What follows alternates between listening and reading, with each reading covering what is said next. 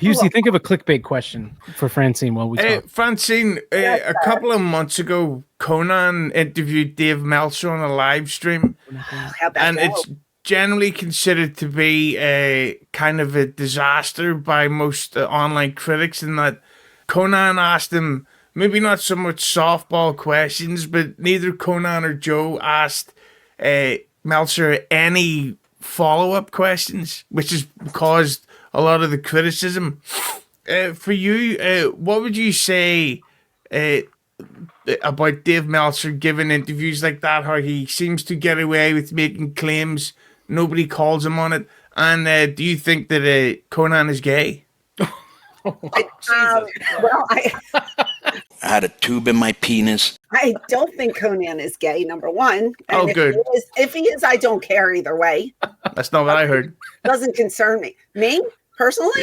Yeah, Sol Ruka told me something differently last night. Wonderful. This is the best interview I've ever done in my life. As far as Dave Meltzer goes, I don't understand why people subscribe or take his word as God. I don't get that. I know he has his sources, but a lot of what he says isn't true. Sometimes he's on the money, but sometimes he's not, and he has said things about me that weren't true. And that's why I can make these statements. So I don't know. I don't know what the hype is. I really don't. Have you ever met him? Never met him. And he has had a vendetta against me for years. And I don't know why.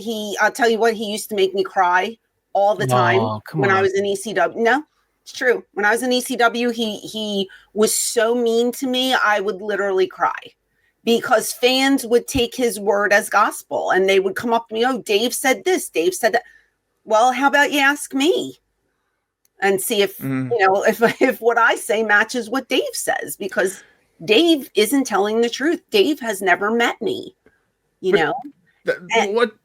Sorry, but what you say is completely right. And that the Mox bro would rather listen to a dirt sheet writer than an actual industry worker.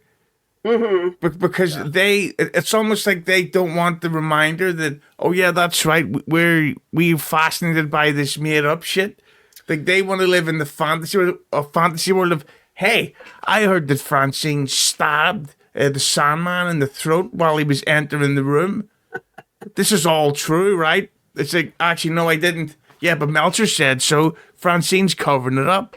It's like they want to believe the fake stuff. I'll give you an example, and this is what happened, I don't know, 30 years ago, whatever it was.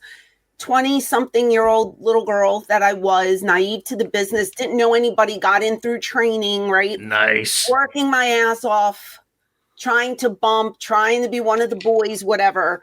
And all this guy, no matter what bumps or spots that I did, all he would talk about is how skinny I was. Uh-huh. She's anorexic. She's bulimic. She's this, she's that. So I would get fans telling me, we're so sorry you're so sick. You literally would come up to me at shows, Dave put in the sheets that you're bulimic and we're sorry that you're sick, but we're all behind you. And I would be like, I used to eat. I mean, you can ask anybody on the roster. I would eat everything. I just had such a high metabolism. I would never gain weight. I was on weight gainers. Like nothing would stick until I hit 30 years old. And once I hit 30, there it goes, and then I had my kids and now I'm heavier than I was. And I get people saying, well, you look healthy now. Well, I was healthy back then. I was never starving myself. I never had an illness. If I did, I would have came out to try and help other girls that were struggling with whatever bulimia or anorexic or whatever, but I never had any of those problems. So for a stranger to comment week in, week out, she's sick, she's this, she's that. Who are you to say that about me? I don't even know you. And I've never talked about him ill. So why did he have to do it to me? Well, I gotta be honest. I think Dave Meltzer hates women because he might be like if you ever listen to the Bruce Pritchard the Something to Wrestle With podcast, all the shit that he said about Sable in the past. Yeah. She was the other one that he hated, and I don't get. I don't understand it. I don't understand it. And I don't know if he ever wrestled a day in his life. No. But so he used to always criticize, like, she didn't sell this properly, or she didn't take that bump correct. Like, everything I did was wrong. I could never, and it wasn't like I was trying to impress Dave, but it's like when you have your peers telling you, like Paul Heyman of all people, I'm so proud of you. That was great. You did that great. That was a great promo. And then you get that sheet and it's like, you're the worst person in the world. It's like, what did I ever do to you that I deserve this backlash? And to this day, I still don't know. And I even, like, when I first joined Twitter, it was like maybe 4 or 5 years ago, I even called him out on something because he was talking about one of the Iconics and Lana and all these girls. And I called him out on Twitter and he never responded to me. I was like, okay. Yeah, but let me tell you, hang on. Let me jump in for 1 second, Husey. One thing that he had the power over everybody was that he was one of the only ones. So as him and Keller for so long that they had the stranglehold over that part of the industry. So he had a power of sorts to dictate what people thought. But now the reason why he can get away with so much stuff, I have no idea, because there are a ton more people who are better at it than he is, can do a lot more than he does, and more people want to work with those journalists than they want to work with him. Right. That they're more credible. And the fact that, and this is not a knock at people of the past, he's older now. Why? Like, I don't get why he still has any kind of relevancy when we're trying to phase out in the mainstream, the older guys. We're trying to make room for the new guys. Why does Meltzer still get the kind of attention that he does? So back then, it was just because he was one of the only ones. So his voice carried a lot of weight. What you did, I remember when you did that. That was incredible. I wish we could pull those up, those tweets that you had. Did not even give you one iota because what was he going to say? He had absolutely no response. He could have said sorry. Yeah. No, and he's not going to do that. If Sol Rook is watching, I've got something you could pull up. But the thing, did you see the tweet that Meltzer has got sort of a lot of criticism online for that he said about The Rock? I don't follow Dave. I don't know. I just see if somebody retweets his stuff, that's the only way I see him. I don't follow him. Well, so basically, The Rock turned up at some event this year, and he stood at the entrance and he did the throat slit thing at the Cody Rhodes or Roman Reigns. And he hasn't been back since. So, of course, the fucking marks are all going, what was the point of The Rock turning up at that thing? And it's like to hype up a match for WrestleMania. And Meltzer's big insight is, if I told you why The Rock was there, it would blow your mind. It's like, so answer the question then, you wart-faced, dick-sucking wanker.